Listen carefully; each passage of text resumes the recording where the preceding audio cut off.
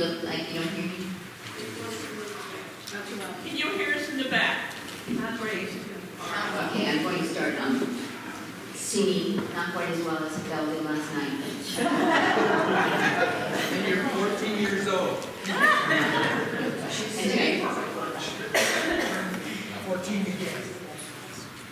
welcome everyone. Such a pleasure to be here, to see you here.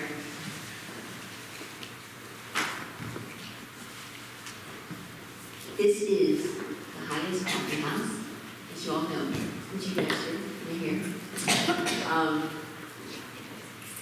HIAS, as you know, is an incredible cause. Some of you had relatives who benefited from HIAS coming over here a generation ago, 2 generations ago, 3 generations ago, in support of HIAS. And some of you working with immigrants or refugees now who are supported by HIAS. Many of you volunteer with HIAS now. And thank you for so generously donating, inspired by this weekend to support HIAS. And I want to ask all of you who volunteered to make today and last night happen, to stand up, please.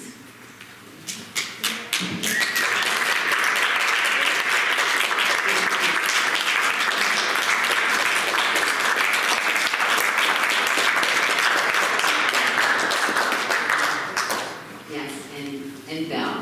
Wow, last year.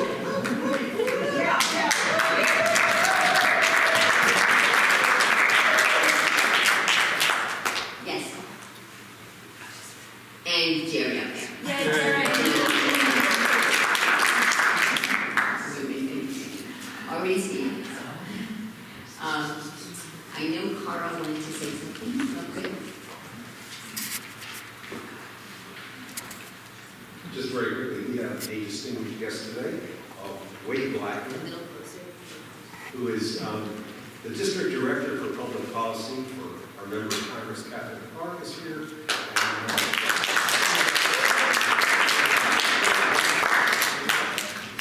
Thank you, Carl. Now, I know if all of you have programs. We're going to switch up the order a little bit. Most of those are in order. I'd first like to introduce our first storyteller, Elaine Mara-Holstein.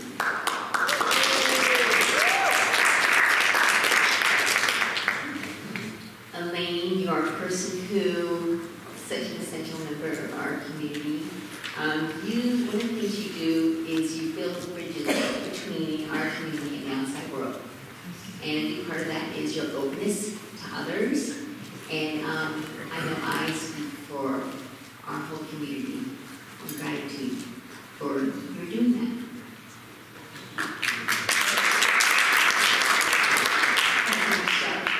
Can you hear me? Yes. I'm talking about standing up for Haiti. It's 1991. I am a single professional, a graduate, shall we say, of anti-war demonstrations and going to D.C. to demand the right for freedom of choice in abortion and release of Soviet Jews, various other things.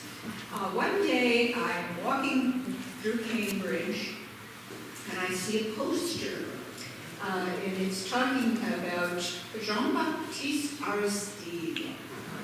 It turns out the poster claims that Aristide, who was the popular first elected president of Haiti, was deposed by the CIA. And they wanted a group to go down to D.C. and take a bus and go to an overnight bus and go to a march to protest this. So I weighed the importance of the cause against the cost. Well, it's very low cost. It was $10 for the bus and no overnight staying, so that was cheap. So I drove over to Central Square at 10 p.m. that day. Got there a little early and watched people come, loiter around, and then go, and a few groups staying around. Gradually, all the white people left, except for me. And there were a whole lot of people speaking French, which is no problem. I'm fluent in French, but did make me feel a little bit different. So gradually, I looked around, and there were no fancy Harvard professors in their expensive suits, and no preppy students with their expensive sweaters, and white people. I said to someone next to me, "Are all these people Haitian?" And she said, "No, some of them are children of Haitians." Okay, so a little bit nervous. Finally, the bus comes. We all pile on. And I find a seat next to a woman who has her head in a book. I sit down, no response. So bus starts up, and we head off. Very quickly, I get bored. I look over at what she's reading. It sure is in English. I don't know what language it is. So I ask her in French. I say, "What are you reading?" And she said, name of the book. And I said, "What language is it in?" She said, "Oh, that's my native Haitian Creole." I said, "Oh, very interesting. May I look at it?" And so she gave it to me, and I looked at it, and it didn't look like anything I'd ever seen before. I said, "Would you tell me, how do you say this?" And she read it for me, and I said, "This word D-L-O, how do you say that, and what does it mean?" She says, "L'eau, that means water." "Oh, de l'eau." She said, "No, de l'eau."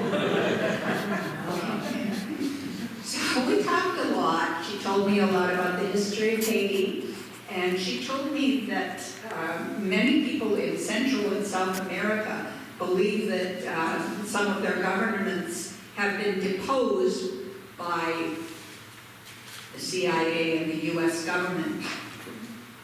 So we finally arrived at D.C., slept a little bit, not much. And I'm afraid the march wasn't very much to talk about. We didn't see any officials. There was almost no press coverage. I saw one camera, I think it was a local DC station. I got back and nobody knew that there had been a march or that I had been on it. The government didn't change. But what did change was inside me.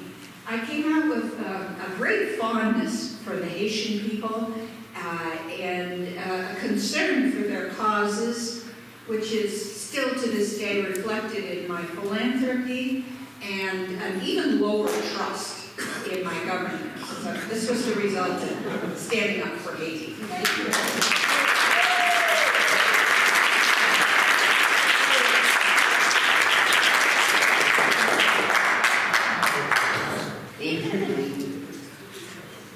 Next, we might hear from Michael Jacoby Brown.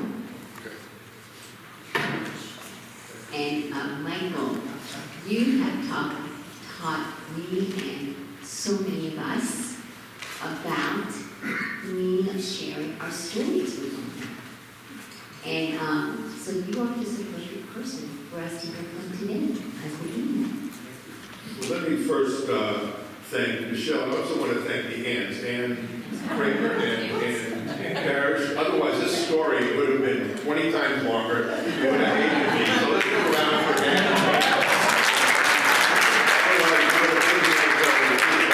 All the food would have gone stale anyway.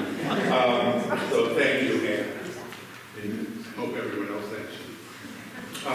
Okay. This story is called Building an Organization, the Way to Real Change. If someone had told me when I was 27 and had just put up a Christmas tree for my little 2-year-old daughter, that in 20 years I would start a Jewish community and labor organizing training program for young Jewish adults, I would have said to them, you are on some serious drugs and are hallucinating. After my bar mitzvah, I had nothing more to do with Judaism. I read my half Torah and left. I figured we did the half Torah because we weren't up to reading the whole Torah. What did I know? Obviously not much. And then over the years, I gradually grew more attached to being a Jew and have this congregation actually a large part to thank for that. In the 1990s, Cy Khan, a social justice organizer and the son of a rabbi, held a Jewish caucus at a national meeting of the National Organizers Alliance. This was an organization of community and labor organizers all across the country. And he observed that the Catholics had a Jesuit volunteer corps, other religions had other ways for their young people to enter a career in community and labor organizing. The Jews did not. Why not the Jews? Good question. There were lots of reasons I thought, why not? First of all, no one would be interested. Certainly not young Jews. I didn't think anyone would fund it. Organizing takes money. Most Jewish funding went, and still goes, to Israel, Jewish education, synagogues, and fighting anti-Semitism. And the secular social justice funders, the few that there are, would certainly not fund a group of mostly middle-class young Jews, who are most Jews in the United States now, to learn about social justice organizing. So when I came back to Boston, this meeting was on the West Coast, all my organizer training told me, don't think you know what people think or are willing to do. Go ask them. So I did. I did lots of one-on-ones with Jewish leaders, social justice trainers of all backgrounds. Many surprised me. One well-respected, and I assume Christian trainer told me a long story about her Jewish grandmother. Who knew? A lot of young people told me they would want to join something like a Jewish organizing training program. I thought they must be weird. So I asked more and more, and I got similar responses. Then some people started giving me money. Like Mark Horowitz gave $5,000 and said his family foundation would use their tax-exempt status to get tax-exempt donations. A friend of my wife's led me to Mike Freeze. I went to see him, talked to him about this idea for about 20 minutes. Mike said, thanks, like your idea? Here's $10,000, goodbye. So now I was in trouble. I actually had some money, so I could work on this, and I might actually have to make it happen. So now, 28 years later, an organization exists. It's called the Jewish Organizing Institute and Network, and it has trained hundreds of young people and others. Many people did the work building this organization. It would take me till Tish B'Av, that's the holiday, before Yom Kippur, I mentioned that earlier, to mention just half of them. But I was standing up for an idea that rather than thinking I know best what will work, that listening to others is a much more powerful way to know what people think, what they are willing to do, and what they are willing to pay for to make a difference in the world. And rather than an inspiring individual act, I was also standing up for the idea that we need to build ongoing, powerful, well-funded organizations if we are ever going to have half a chance of living in the world we'd like to see. Thank you.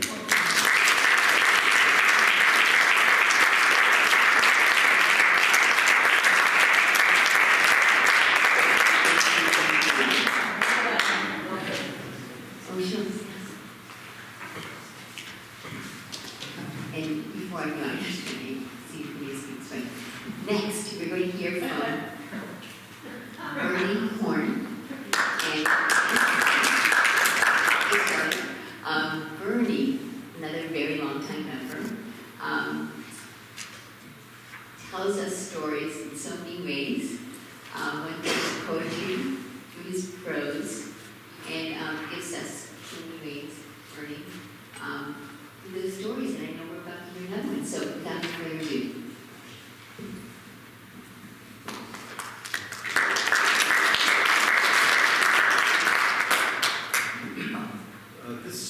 This story, this is a small memoir, and it comes from my book of poems. It comes from my book of poems, Love's Fingerprints, which includes this about 15-page memoir about my father, called My Father the Swimmer. At this, the form of the story is speaking to my father after he's had a stroke that had left him completely aphasic for 7 years. So there's no certainty that he understands a word that I'm saying as I speak. He's the you in the story. Winter 1956. The darkness at 4:30 or so in the afternoon in my memory makes me certain it is December. I'm 12, walking home from school down St. Nicholas Avenue with 4 other kids. You know them all. Harvey Strauss, Larry Oppenheimer, and the 2 biggest boys in the 7th grade, Donnie Goldman and Kenny Weinberg. We're the last to leave school. I don't know whether we were just fooling around or whether 1 or 2 of us had been kept late for some transgression. Come to think of it, I bet Donnie had been nailed for talking back or out of turn. He took me under his wing when I arrived as a new boy in the class a few weeks after school had started. He let me share his company. We're best friends. Wide Street is empty. Scraps of paper spin in the wind against the gray sky. It amazes me how clearly I can see it all. As we walk by the big paint store, all of us carrying stuffed leather school bags, which always made me feel a little silly, we are playing Solution, which my daughters many years later in Massachusetts will call Keep Away, with Harvey's brown leather hat with attached earmuffs. Come on, Straussy, Straussy, Straussy, Donnie is bugging him. The next thing I know, 3 red-faced Irish kids about our age, bigger than me, smaller than Donnie and Kenny, collide into our game on purpose. To this day, I can't put my finger on what tipped me off. Maybe the rising pitch in the biggest one's voice when he says, "You look like you're having a good time." Maybe they seem too calm as all 8 of us come to a stop in the middle of the empty sidewalk. There is nobody else around. The only sound is Harvey mumbling as he scrambles to get his hat back on. He jams it on so fast it is lopsided, but no one laughs. My friends look all over the place in silence. Try as I do, I can't catch anyone's eye. My mind flashes to Raymond Duffy picking a fight with me after Hebrew school back in Brooklyn. Take your Jew cap off, he said. I don't want to insult your religion. Before he walloped me in the mouth. I'm sure we were in for a fight. The biggest kid grins. We want to play too, but you know the rules. We're pros. You have to pay us to play with you. I let my school bag go. It thuds against the ground. There's 5 of us against 3 of them. And I'd seen Donnie pick 2 8th graders up and squeeze them around their waists until they gave up. Look, the biggest one said, it'll only cost you 10 cents a piece. Oof! I charge and my head smashes into the middle of his chest. My arms are punching and I hear a loud grunt. Then somebody punches me hard in the back. Somebody else kicks the side of my right calf. I fall forward, hit the sidewalk, and slide, scraping my forehead. I twist my head and see the one I smashed into sitting in front of me, gasping. His 2 friends lean over me. My 4 friends run like hell down the street. Their school bags swinging and banging against their legs. Harvey shoving his hat back on his head akimbo every 2 or 3 strides. I try to yell, Donnie, Kenny, come out as gasps. A drop of blood splats on the sidewalk. I touch my forehead. It feels like it's on fire, and there is blood on my hand. Screaming and yelling, I try to get up, but they are on me, twisting my left arm behind my back, punching, kicking. Somebody gets his fist in my hair and pulls my head back. The leader slaps me as hard as he can across the face. His friends hold my face against the sidewalk while he goes through my pockets, grunting, you lousy little kike, you lousy little kike, as I twist and scream. Then they were gone. I get to my feet and stand there, panting roughly. My books, pencils, pens, hat, and school bag are scattered for half a block. There are people in the street again, stepping over and around the debris of the battle. Where did they all come from all of a sudden, I wonder? They steer clear, none of them breaking stride, no one so much as brushing against me. I begin to gather in my damaged goods. I don't know whether I told you then or not, but I remember noticing most of the English books were scarred in one way or another, the bindings or pages torn or crumpled. But they left the Hebrew books alone, the Chumash, the history book, even the grammar book, as if they feared some wicked Jew magic in the ancient letters. By the time I get home, I had cooked up a detailed story for Mother. I'm pretty sure it was something about crashing into Donnie. Absolutely, I stuck him into my lie during a punch bowl game right after school. I know she suspects something is fishy, and I spend the next couple of hours listening in dread for my room every time she makes a move in the kitchen, every time the phone rings in the living room, every time she even passes anywhere near a phone. Sure, she will call Mrs. Goldman or Mrs. Weinberg, or one of them would call and the truth would come out.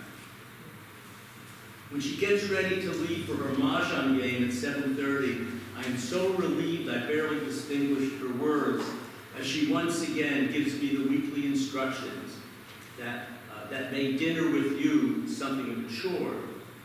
Turn on the small flame under the soup and under the pot roast at 8 o'clock.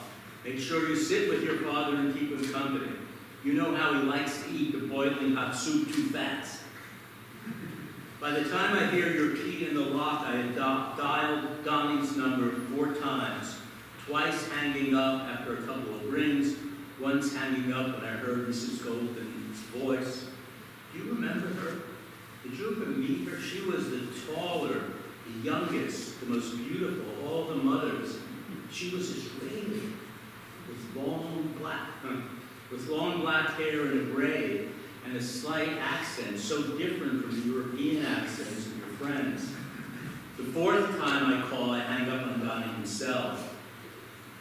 Though sometimes I would shout hello from my room and not come out until I hear you in the kitchen, this time I don't know what to do or where to begin. I'm in the hall as you hang up your coat and your sweater. And I'm in the open bathroom doors you wash up, scrubbing a day's grind from your forearm and hands as the hot water blasts into the sink, soaping up your face, and finally cupping your hands together under the tap and sloshing the water into your face to wash all the soap away. Ah, you've taken an audible breath after swallowing the first spoonful of steaming soup. And I remember you had just torn off a piece from a slice of rye bread at the moment the story came tumbling out, all akimbo. As I cry and peer into your face, there is something new, a discomforting fixity in your eyes. It is the first time I'm actually conscious of anyone, of any adult, of you giving me your full attention. I have only one question on my mind. Why, Dad? I asked. But burst into another sobbing spasm before you can say anything more than, "Don't worry, there's nothing to worry about now." You shake your head as I ask again and again, "Why, Dad? Why?" you said. Eyes shining, gazing at me. He wants to know why. You gesture outward with your right arm, hand relaxed, palm upward, the piece of bread still held between your fingers. Your glance looking out above my shoulder and upwards. It is a replica of the gesture you are making right now. Then you stumblingly begin, "Oh, my kid, my child, we're Jewish." No, no, no. That's not what I meant. You missed the whole point. I know why they wanted to beat us up. What I want to know is why everybody is frightened. Why Donnie? Why they left me there like that? I sobbed so hard I can't get any more words out. You sit, the bread still in your hand, the soup still steaming. You fold your arms and gaze downward for a while, then you look up. A strange tight smile flickers on your face and you shake your head slowly. The question also I could answer the same way, my child. You see, we're Jewish. And what Jewish people do is they run. Suddenly the words are coming very fast, and you too are crying. But you didn't run, did you, my boy? My kid, you fought them like a wild animal. They ran away, your friends, Donnie and the rest, and left you. But you didn't run. My little American, my little Israel. These words mystified me. Israel was nothing more than a map and trees to me in those days. It is true that thanks to you, I know the map of Israel as well as I knew the map of America. But none of us had ever even been to Israel. No, you didn't run, you said, still crying. And I'll tell you one thing. Those anti-Semite punks will remember they had a fight today. Won't they? Your tears and your words frightened and bewildered me. Come here, my boy. I walked around the table. You pushed your chair back, and I sat down on your lap for the first time since I was really little. You remember how tightly you hugged me. I remember you said, "Yes, yes, there are new things under the sun." It was the second time I saw you cry.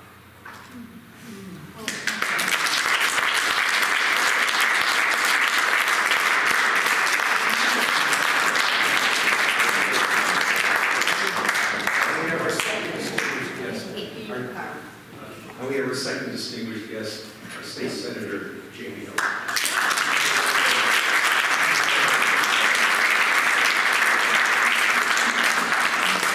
Thank you, Carl. Thank you for being here. Wow, thank you, Bernie. Next, we have another distinguished guest, Lisa. Please come up. Lisa, I know that you are well appreciated by our Bethel community for all you do in Sudbury, for a broader community, all your advocacy for so many who not always represent themselves, so many who are marginalized, and how much success you've had in that. Thank you. Thank you so much, Michelle. And first, let me say what an honor and privilege it is to be here with all of you today, and I want to thank my dear friend Anne for inviting me, and it's just so wonderful to be here with all of you, and what a pleasure it is to be with this wonderful community today. The name of my story is Chicken Nuggets and French Fries. I'm sure you're all wondering, what is Lisa going to talk about now? But I will also just share with you quickly that it's also very special for me to be here too, because I am a product, I'm a second generation Armenian American in this country. So I stand before you thinking about my family that came to this country in the very early 20th century. And to some extent, as I think about the story that I'm going to be sharing with you today, part of my ability to take a stand is because of, I think, what my family went through and the courage and the strength that it's given me in my lifetime. So this is a story about a man and a woman. I'm a woman. And the man is my husband. And this story is really one of hope and optimism. So the man and the woman, we get married after, we get engaged just 6 months after knowing one another, and just so incredibly in love, and we get married and start our life, and we got pregnant right away, and with that blessing, and unfortunately we lost that baby when I was 8.5 months pregnant. And I always say God is great, and with God's grace we got pregnant right away. And if you know, my husband and I, we're just over the moon, and we just wanted a family so much, and we were just so excited. And we had our son, and he was born with Down syndrome. And we go through life, and we have our challenges with our son, who's a blessing to us. We're in the system, we're in the school system. My son gets older, and he's in school, and we realize that there's something else that's not right with our son, and so we begin to advocate, and eventually we decide that our son needs to change his placement. And so we begin advocating, and on the last day of my son's placement in this school that's not here in Sudbury, it was another school in another town, I go to pick up my son, and I see, one of the teachers, and I'm just chatting with her, and I say thank you to her for everything that they've done for our son to help him make progress. And she looks at me and she says, Lisa, we just don't know what you want for him. And I said to her, I saw the frustration, on her face. And I said, well, so-and-so. I said, well, we just really want him to eat chicken nuggets and French fries with his siblings. We talked about that, during the meeting. And so then I was told, well, I just think he can't do it, Lisa. And for a minute, I had never heard a teacher say can't before, because that wasn't really in my definition, especially as it comes to the kids. But it wasn't her fault. She had a student that was with her that she didn't know how to teach, so it wasn't her fault. So I go to give her a hug, and I just say, very gently to her, I just don't think you know how to teach my son.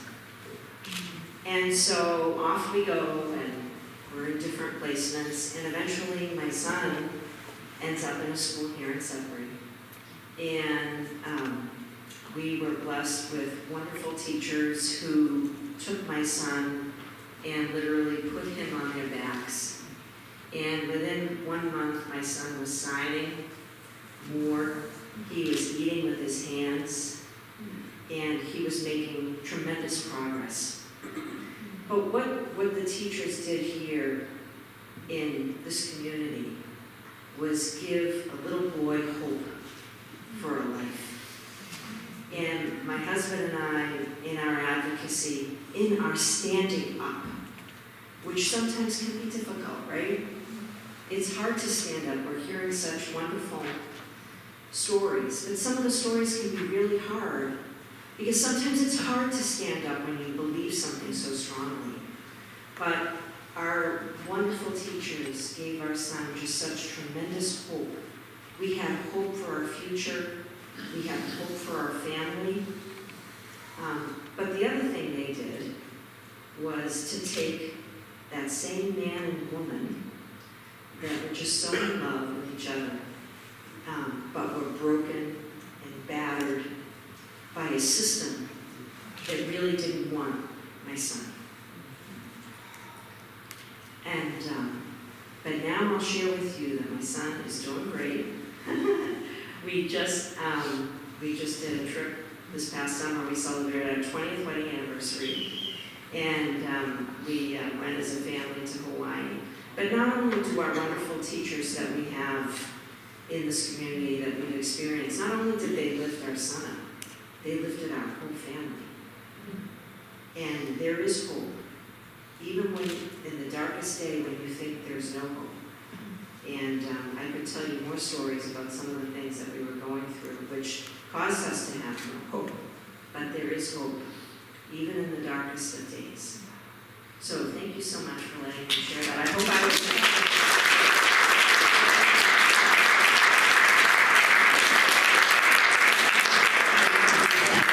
There's a British expression called verklempt. And I think like many people in this room, that's what I'm experiencing right now. Google it. Thank you very much. That's very moving.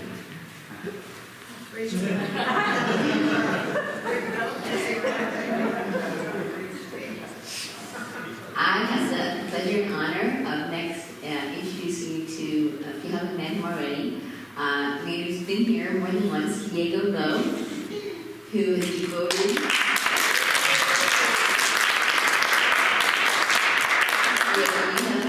your life to advocating for and supporting immigrants and refugees in Metro West, probably elsewhere. We know about the Metro West piece. And you have also done a great deal to building bridges between us and those folks. And we're very grateful, and we'd like to hear more about it right now.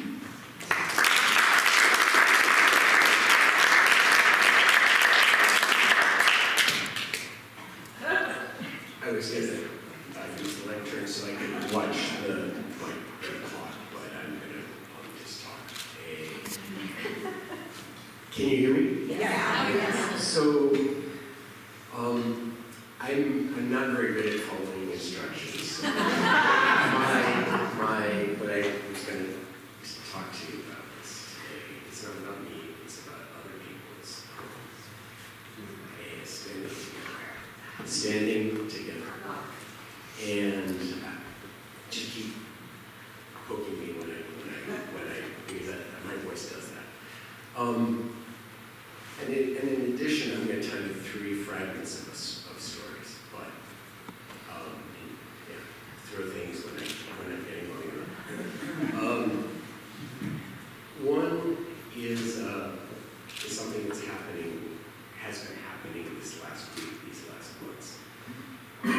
There's a group of workers at an enterprise, and I'm going to be a little bit vague about some details for confidentiality reasons in all of these stories. They work for someone who doesn't pay minimum wage, doesn't pay overtime, doesn't give you a pay stub, just hands you a packet of cash once a month. And the company was investigated. They were assessed a part of the back wages, and the company went right on doing as it had before. Still below minimum wage, still no overtime. And authorities went to the enterprise a second time previously, the workers were sent out the back, being told that it was immigration that was there to check. And that sort of shifted the calculus. And lawsuits were filed, and things went downhill from there, and people were told you have 2 weeks to provide your documents. The enterprise had never even asked them for their full names. And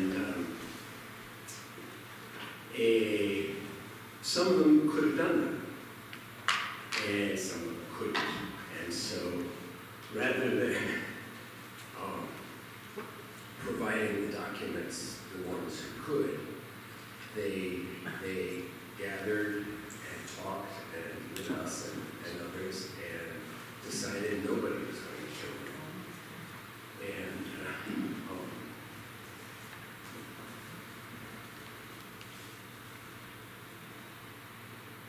it's, understanding the risk that they felt in that moment and to make that choice is critical in my assessment.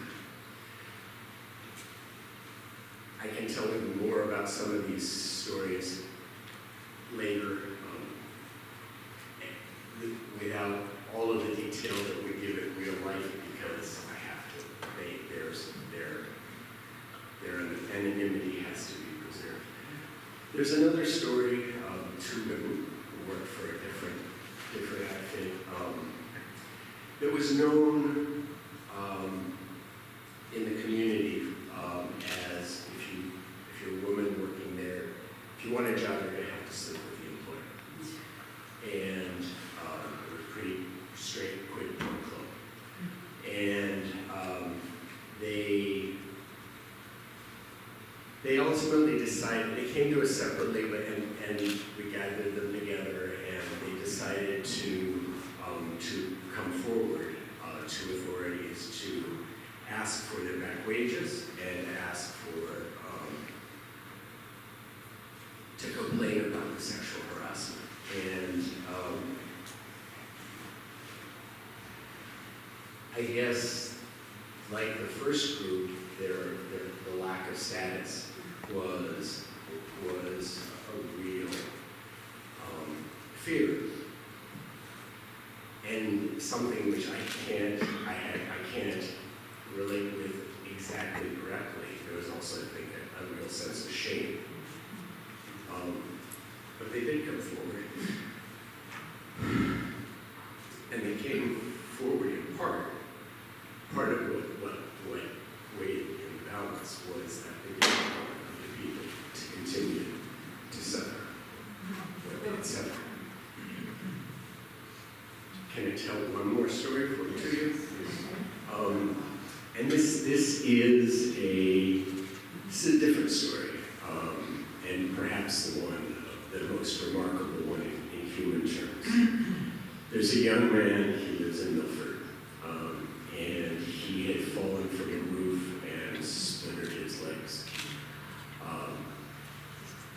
Ankles aren't meant to take your body's weight when you're dropping from 2 stories.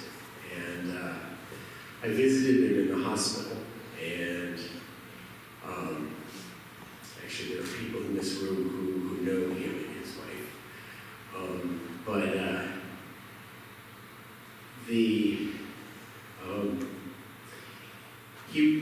I was trying to explain to him that despite the fact that he didn't have documents, that he could get the medical care and enough money to be able to live and maybe to send a tiny bit home to his family in Ecuador.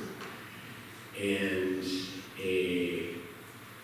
but his employer and most of the people around him were telling him, as an immigrant without papers, he could not do that. And I just remember tears pouring down his face, and the only person there with him, the person he knew was supporting him, was his sister-in-law. And his sister-in-law and his wife talked, and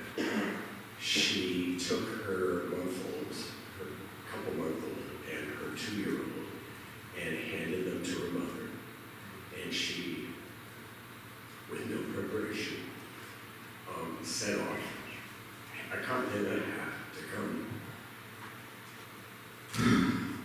support her husband. And a month later, she was here. And she was about this tall. And she went to work as a roofer, which is, the most dangerous part of construction. And it's heavy, very, very heavy work. And 2 years later, and 3 operations later, he can walk. He can't run. He's not without pain, but he can walk down the side. And they are expecting the third kid.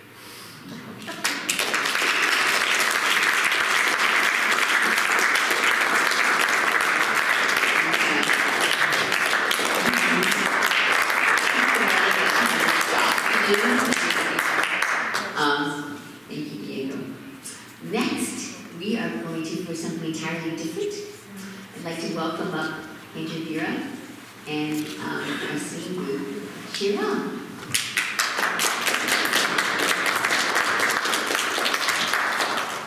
Thank you, Michelle. It is both a joy and an honor for us to be singing for you this afternoon. And I do want to introduce the song and say a word or two. It'll be pretty brief as clergy ever get, fair warning. And thank you to our guests for joining us today also.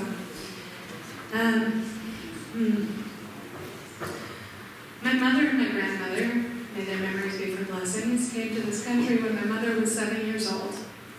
Mom was born in Kolkata, and my grandparents were breaking up and it was messy. And my grandmother and my mother got on a plane, they came to England, and then they came to the States. And they came, as many, many people who come to our country come, on a tourist visa. One of my great aunts was getting married. But they needed to stay, and so they stayed. And for 2 years, they would go to the immigration office and they'd fight to get their visa renewed. They didn't have permanent status. My grandmother would tell me that my mother would throw up before each of these visits because she was so nervous. And finally, and this is again not unique to them, they got status because my great aunt's husband was a judge, and he knew somebody who knew somebody who knew a U.S. senator. And that senator put forward a motion in U.S. Congress sponsoring them for, in an individual case for status. This is not unique. There are hundreds, there are probably, Senator, you know even better than I, thousands of such cases of members of Congress saying, this family should be able to stay. This family should be able to stay. This family should be able to stay. But when I think about their case, and of course I'm so glad that they were able to come and stay and that I'm here, I also think of what an acknowledgement even then it was that our immigration system was not working the way it ought to be working. That individual families had to have motions put forward in Congress in order to be able to stay. And I take that and I look at the way our immigration system right now is failing us in so many different ways and not allowing our country to welcome the people that we say want to come, the people that our communities say want to come, people who we know can contribute, people who we know deserve safety for who does not deserve safety. And I think of the words of Emma Lazarus, a Jewish poet, an activist. She worked closely with members of the Jewish refugee community who were fleeing Europe, fleeing the pogroms there. And in 1883, she wrote the words to a new Colossus. And then in 2003, those words were inscribed in a bronze plaque at the bottom of the Statue of Liberty, saying, "Give me your tired, give me your poor, give me people who need freedom, send them here, tell them to come here, here they are wanted, here they will be able to live freely and be supported." That is what our country has said for over 100 years. Our laws and our practices have not always reflected that, but that is what our country has said, and Jews have been able to come and experience that welcome, sometimes fighting very hard to do so, so, and Jews have become part of making that welcome real.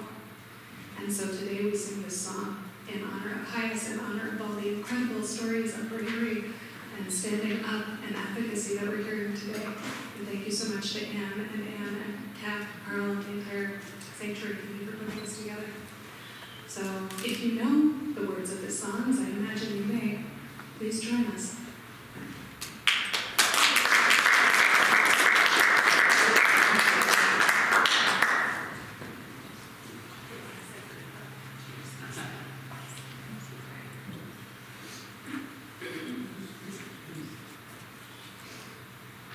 I also bring blessings and greetings from our rabbi who wishes he could be here but had a family commitment.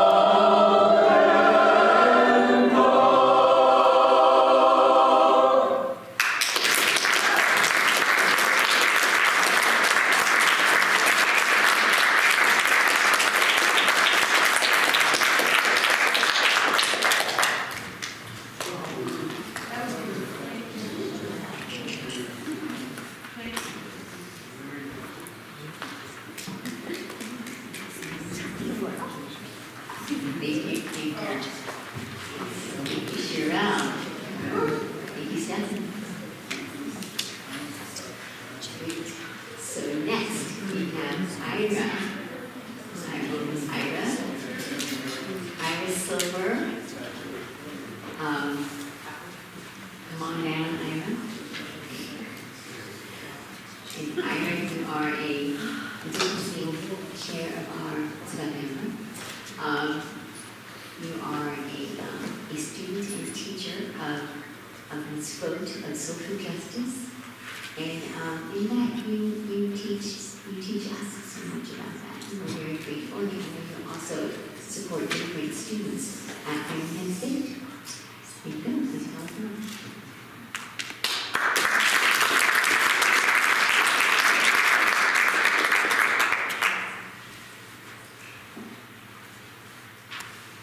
I am sitting up in bed, catatonic. The endless scrolling is only adding to my sense of despair. The phone slips out of my hands and I descend backwards. Feel like I'm falling into an abyss. It is the morning of November 9th. 2016.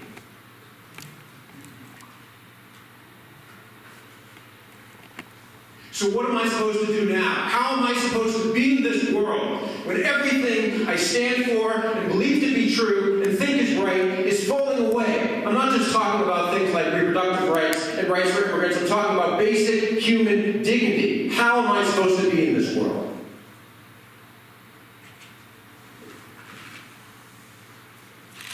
Well, one option is I can retreat. I decide I'm not going to follow the news. I can stay close to home. I can be terrified. Or I can march, and I can protest, and I can stand up for what I believe and hold signs and feel impassioned. Well, the problem is I'm not the activist type.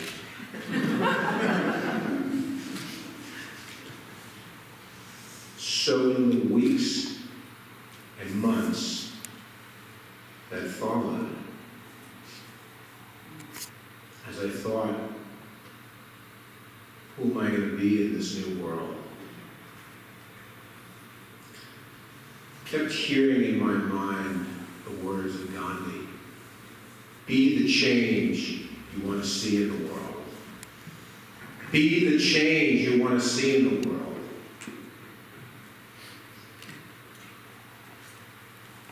And I think to myself, maybe if I double down on what I'm already doing, maybe that's a way forward.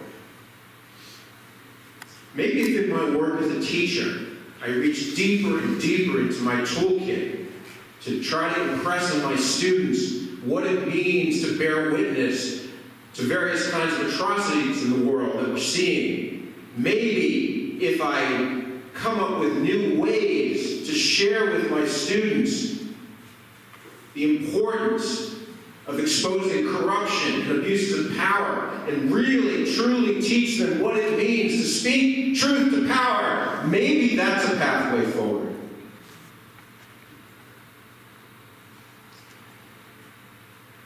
And I also think about something else that I've always thought I do well. I've always considered myself an organized person. It must have hit me one day. Sometimes the most obvious things hit you. I wonder, being an organized person and being an organizer have anything to do with it. And with the help of this community, many in this community, we wrote postcards and we wrote letters and we made phone calls and we sent texts, and more than anything else what we did is we boosted one another up and we gave each other hope that the kind of world we want to live in is still possible. And that work is starting up again right now.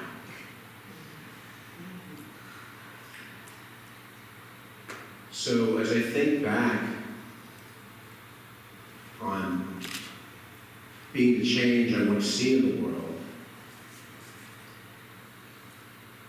I'm reminded of another inspirational person. Viktor Frankl, a Holocaust survivor, who's left so many messages for all of us. And one of his most cherished messages for me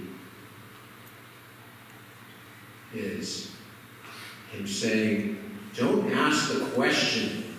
Don't ask the question, what does the world, what do you expect from the world? Don't ask the question, what do you expect from the world?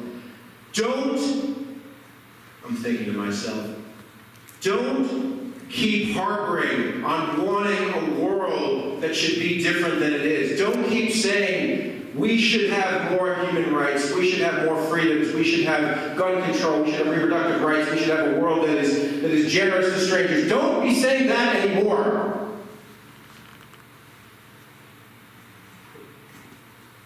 Rather, Viktor Frankl is asking us, what does the world expect of you?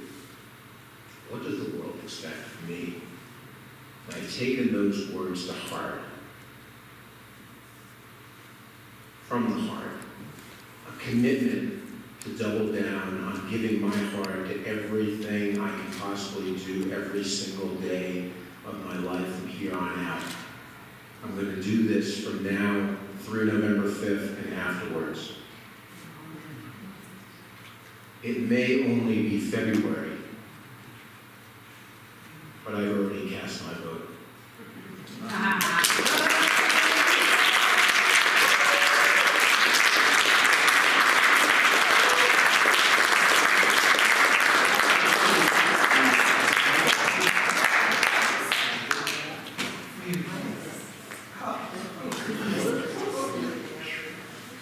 I would next like to call Carl Hoffner, longtime chair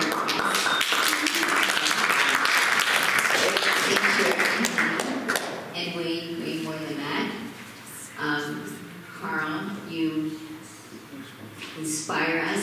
Recently, our Rabbi Cantor had led us in a couple of gatherings, one about October 7th and one about anti-Semitism, and that they used a model of head, heart, and hands, where we process what's going on from the side of intellect, analytical side of feeling, and what we can do, hands.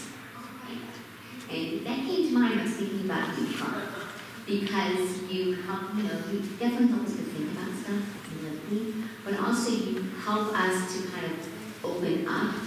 When you're talking to someone who might not agree with you, you kind of like do it in a very soft way, non-threatening way. Like, okay, you said, like, I see where you're coming from, but maybe consider it from a slightly different point of view. So you have this kind of, this soft way, which I think allows us to kind of softly, hear and listen. And then you definitely go to the hands, to the activism piece. So thank you for that. And now start talking.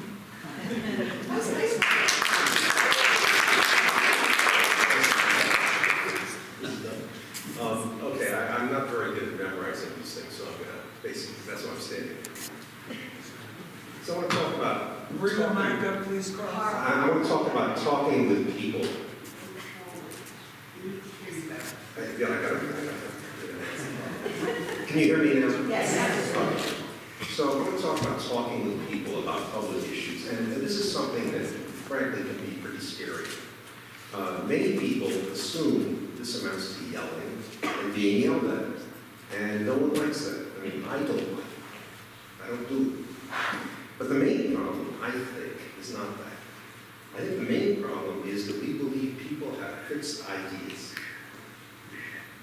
I've learned over the years, though, that people often hold contradictory ideas at the same time.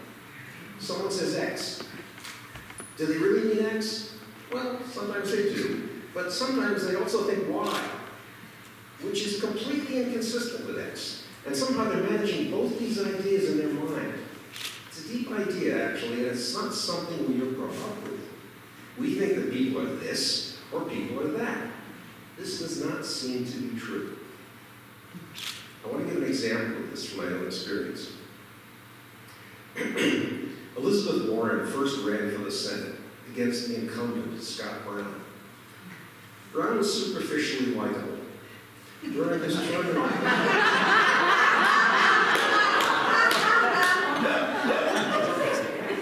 I didn't think that was going to be a laugh line. During his term in office, he opposed affordable health care. He watered down the regulation of big banks, after which he received a lot of big contributions from those banks, and yet somehow managed to retain his popularity. Few people actually knew what he stood for, but I often heard that he was a guy you could have a beer with. It was very common. He was widely regarded as unbeatable. Elizabeth Warren was known for her work in consumer protection, but no one really knew what she would be like as a political figure. I read what she was saying, and I decided to support her. I became the Sudbury coordinator for the Warren campaign. This mainly involved going door to door and organizing others to do the same. Now, when you're going door to door, the first thing you say is crucial. I found that the most effective thing I could say, the thing that really explained who Elizabeth Warren was this. She's a progressive Democrat, and her signature issue is income inequality. Now, when you're going door to door, now Sudbury is a pretty well-to-do town, and it's easy to assume that people here mainly think that income inequality is due to laziness or to not managing money well. Let's call that idea X. But when I said to people at their doors, idea Y, she's a progressive Democrat and her signature issue is income inequality, it really worked. It really worked. It was all most people needed to hear. At that point, the sale had been made. I spoke about this at a regional meeting of local organizers of the campaign. And curiously, the campaign honchos were not happy with it. They were stuck with idea X. I was told by the regional leader there that we really wanted to avoid coming across as radical. Which was really a strange thing to say, because at the same time, and you may remember this, there was this video going viral with Warren at a house party saying, there is nobody in this country who got rich on their own. Nobody. You built a factory out there, good for you. But I want to be clear. You moved your goods to market on roads that the rest of us paid for. You hired workers that the rest of us paid to educate. You were safe in your factory because of police forces and fire forces that the rest of us paid for. And you can see that Warren here was skillfully playing off the idea of the self-made man with a more positive idea of social responsibility. And I'll bet that the top organizers were not really happy with that either at that time. And in any case, the local organizers that didn't like what I had said. One of them even asked me from across the room to say it again slowly so you can write it down. Speaking like that was tremendously effective. And much later in the campaign, the top organizers realized it as well. What was conveyed by speaking in those terms and by that video was what won the election for Warren. It was a way of taking a stand that enabled us to talk with people instead of talking at them.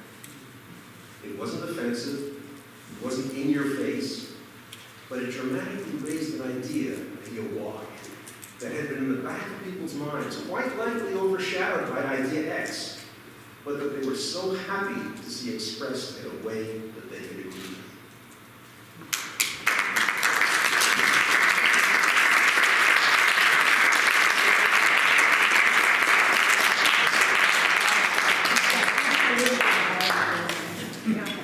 Thank you, Carl.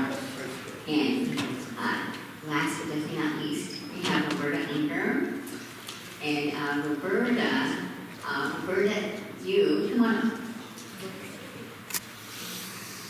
Roberta is so active in so many aspects of our life, including our inclusion committee. You bring such humanity to everything that you do, every tour study, every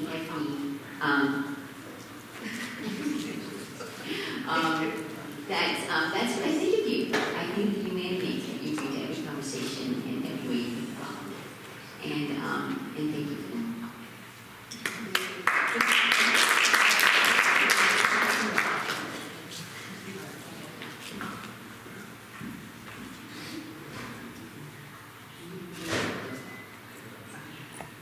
Thank you, Michelle. I want to say you now know why I wanted to put the paper down on the podium and not hold it in my hand. Everything that comes into my hand gets dropped somewhere on the table, on the floor. I'm human. I think that Michelle just introduced me now.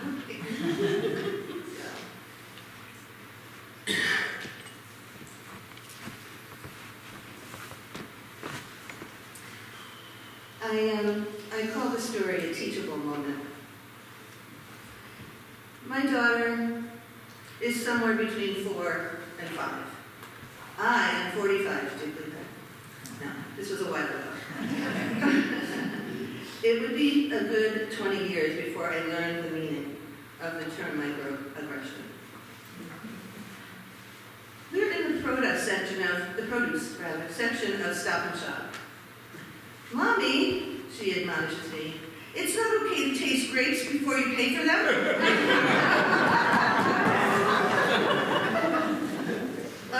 she caught me again. Several people stop and stare at us. Others duck, cluck, and coo. How sweet, look at how cute she is. An older, well-dressed woman moves in and whispers, "Your daughter is beautiful. She doesn't look like you." A pregnant pause. "Well, maybe she sort of looks like you.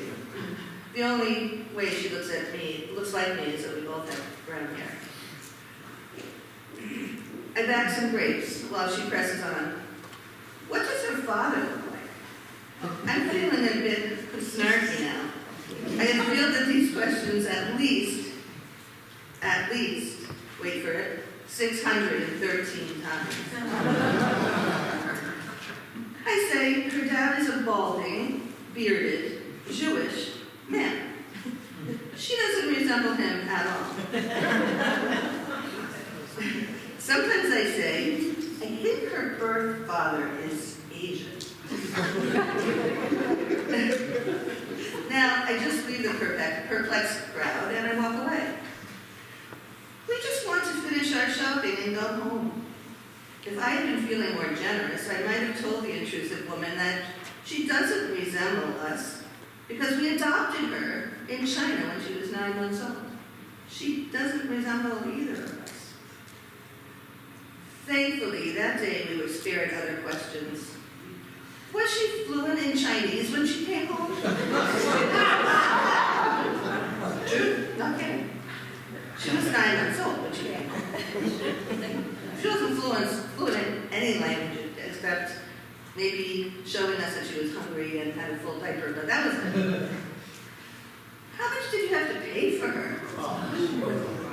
Seriously. Does she like hot and spicy food? She actually prefers sweet gefilte fish. Also true. One well-meaning friend offered a mixture of homophobic and ageist advice. We didn't have to adopt a Chinese child because we're neither gay nor too old to adopt a white American child who looks like, well, us. Also no kidding. Actually, that was a Jewish person who said that, much to my surprise, I feel compelled to educate people about interracial adoption. I don't believe that our interrogators have ill intent. I doubt they would have imagined themselves guilty of microaggression. To be honest, I rarely speak up that their intrusions invade our privacy. I just hope that the insensitive questions are not meant to offend. I'm an educator. Our adoption experience was magical. My daughter and I love each other, but we don't look like each other at all. It is not easy. Until that day in the produce department, I have felt obligated to answer the intrusive questions. On this day, I just want to be left alone with my daughter, our very personal story, and some grapes. Back in the grocery store, we moved to the international foods aisle. My precocious preschooler, although, yeah, I guess she was a preschooler, 4 or 5 years old, shrugs her shoulders and pulls on my sleeve. Her words astonish me. "Mommy," she says, "why do you always have to tell my story to strangers?" "It's my story. It's really none of their business," she says. It was a teachable moment for me.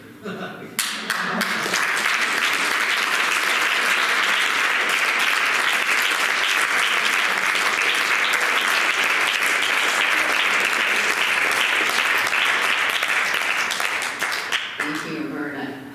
Wow, thanks, everyone. Will all the speakers just stand up and give you one more round?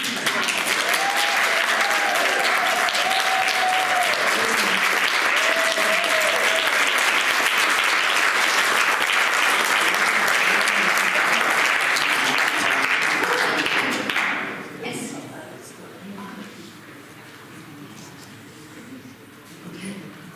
Okay, good.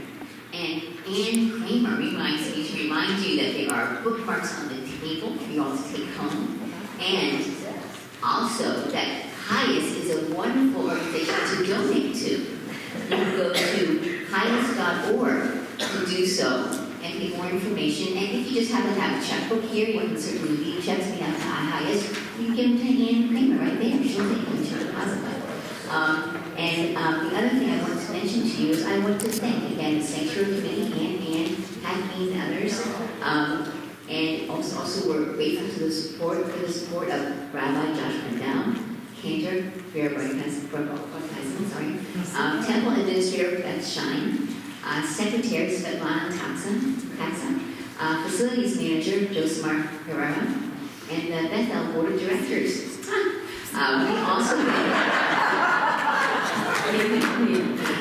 also thank Sudbury Farms for their donation. Thank you all for being here. We are so grateful to have you here, and I'm going to now hand the mic to Ann Barish. Thank you, Michelle. Michelle is seamless. She didn't quite know how this was all going to roll until she walked in here.